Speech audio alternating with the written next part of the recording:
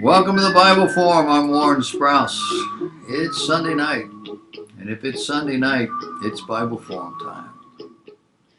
What happened to our country in the last 50 years? Are you old enough to remember 50 years ago?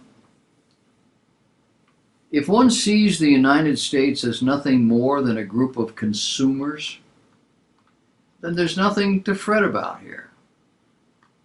If, however, one sees the United States as a nation with a value beyond its simple GDP, the replacement of civil society with the marketplace is a disastrous scenario. There is much here to concern us if we would but look. One place where this can be seen is in the destruction of the black middle class. That has been deliberate. A frequently untold story of American life is that by the 1950s, the United States actually had a thriving black middle class. Perhaps not in the South.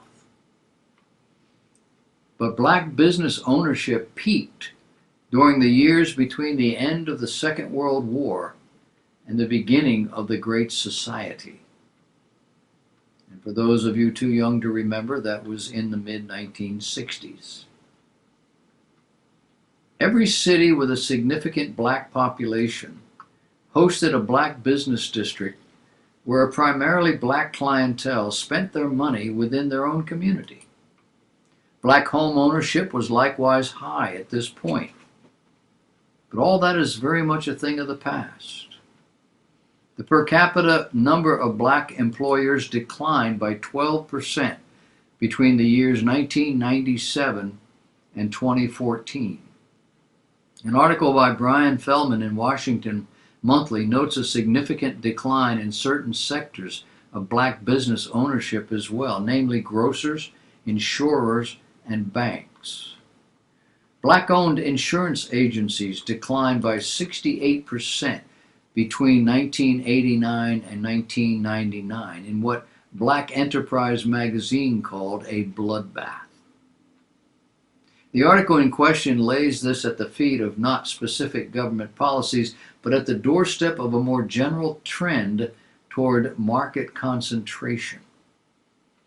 It's worth looking at the question of wealth and market concentration, separate from the question of so-called wealth inequality, from a freedom-minded perspective. The massive amounts of government handouts to big business in the form of both direct subsidies as well as favorable legislation for regulations and taxes alike creates an environment favoring those most capable of purchasing influence, namely big business. This is not the half-baked conspiracy theory of a college Marxist. No less an authority than the Foundation for Economic Education correctly identifies that the wealth concentration that made the destruction of black small business possible is choking the American economy at the expense of Main Street. It did not stop with the black community. Likewise, licensing regimes in a number of states choked the pipeline of small business competition by making it more difficult for people to enter fields from nail tech to brain surgery. The fee likewise identifies health insurance requirements and increasingly rising minimum wage laws as government intervention, raising the bar to entry into the market and crushing small business.